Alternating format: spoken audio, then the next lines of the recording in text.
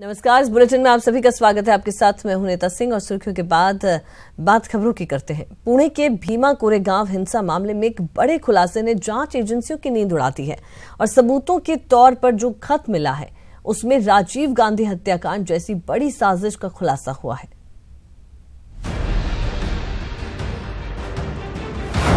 भीमा कोरेगांव हिंसा मामला, राजीव हत्याकांड जैसी साजिश, आरोपी के घर से मिला खत, पीएम को निशाना बनाने की प्लानिंग, खत से जांच एजेंसियों के उड़े होश।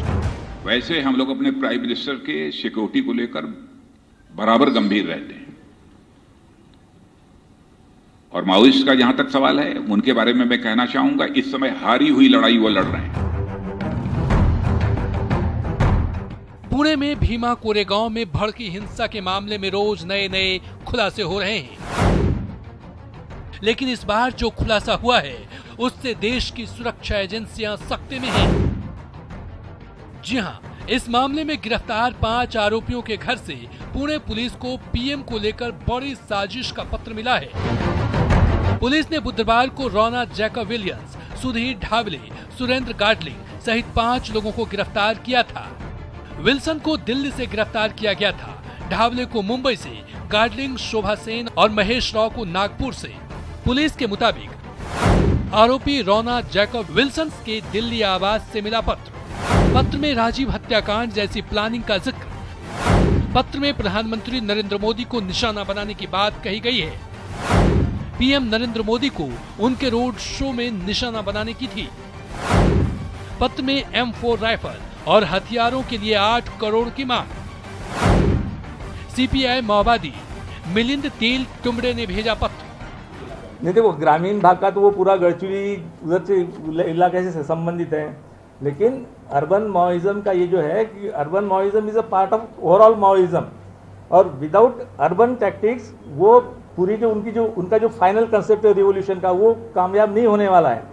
इसलिए जो सिटीज में, जो अर्बन एरियाज में जो अलग अलग सोशल ग्रुप्स है उनको इन्होंने टारगेट किया है और इनके बीच में इन्फिल्ट्रेट करके उनको ऑर्गेनाइज करने की उनकी कोशिश जारी है, जिसमें कि स्टूडेंट का जो एक ग्रुप है, जो एजुकेटेड यूथ है, पर्टिकुलरली ये एजुकेटेड यूथ इज वल्नरेबल। अब जो भी सिस्टम के अपने फॉल्ट्स होंगे क्वाइट पॉसिबल, तो उसको हाईलाइट करते करते they are trying to recruit their cadres from the urban areas. Police को जो पत्र मिला है उसका मजमून कुछ इस तरह से है कि मोदी की वजह से 15 से अधिक राज्यों में बीजेपी की सरकार बनवाई और अगर इसी तरह जारी रहा तो इससे माओवादी पार्टी के लिए मुश्किलें खड़ी होनी शुरू हो जाएगी। वो राजीव गांधी जैसी घटना को दोहराने के बारे में सोच रहे हैं। उनके रोड शो को निशाना बनाना प्रभावी रणनीति होगी। खत के खुलासे पर सीबीएम कोर्ट का हवाला देकर कुछ भी कहने से बच रही है और कांग्रेस इसे बीजेपी का पॉपुलैरिटी स्टंट करार दे रही है।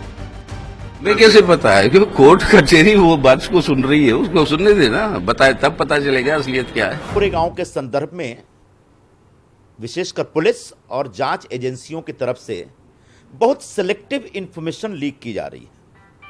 इसमें कितनी सच्चाई है अभी कहना मुश्किल है।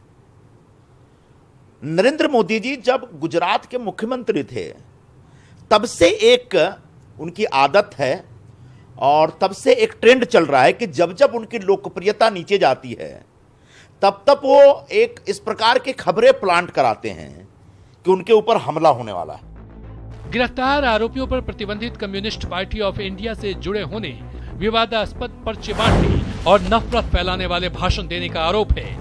पुलिस ने इस पत्र से कोर्ट को अवगत कराया है। 5 आरोपियों को 14 जून तक पुलिस हिरासत में भेजा गया है और अब इस मामले में और बड़े खुलासे हो सकते हैं।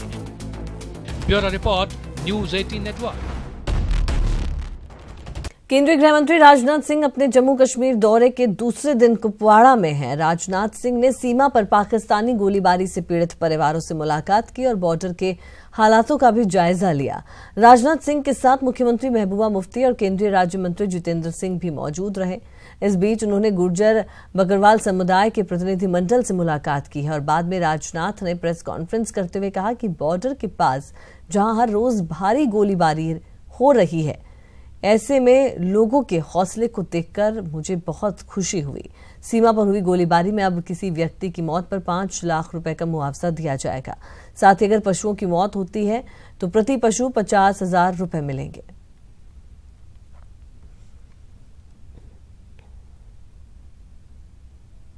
एक फैसला यह किया है कि पहले 75,000 या 1 लाख रुपया कोई कैजुअलिटी होती थी तो उनको मिलती थी, अब वो भी फिक्स डिपॉजिट किया जाता था 3 साल के लिए, या क्या है 3 साल के लिए फिक्स डिपॉजिट,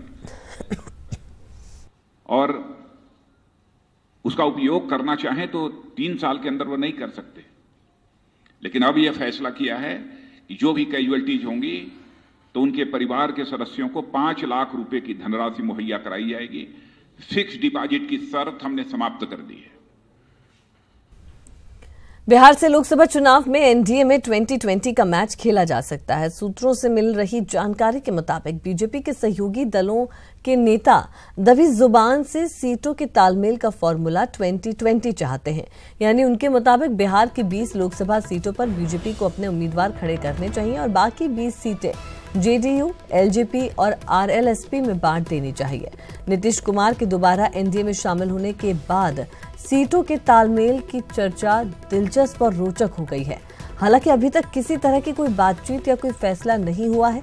सूत्रों से मिल रही जानकारी के मुताबिक फिलहाल जेडीयू के पास 2 लोकसभा सांसद हैं, लेकिन उसके नेता विधानसभा की 71 सीटों के मुताबिक लोकसभा की 12 सीटों का हिसाब किताब लगा रहे हैं। एलजेपी के पास 6 सांसद हैं। पिछले चुनाव में एलजेपी ने 7 सीटों पर उम्मीदवार खड़े किए थे, लेकिन गठबंधन के बदले स्वरूप में एलजेपी नेताओं को 6 सीटों पर संतोष है। पिछले चुनाव में आरएलएसपी ने 100% के स्ट्राइक रेट से 3 सीटें जीती थी, लेकिन अरुण कुमार के बगावत के बाद उपेंद्र कुशवाहा समेत 2 सांसद रह गए और फिर भी आरएलएसपी नेताओं की दावेदारी 3 सीटों की है। हालांकि जेडीयू 12 सीटों पर मानेगा या नहीं, इसमें संशय बरकरार है।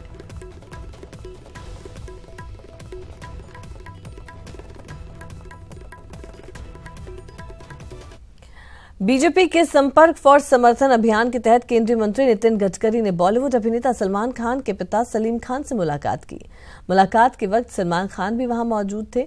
गडकरी ने मुलाकात के दौरान मोदी सरकार की 4 साल की उपलब्धियां गिनाई। बता दें कि ये मुलाकात सलीम खान के घर गैलेक्सी अपार्टमेंट में हुई।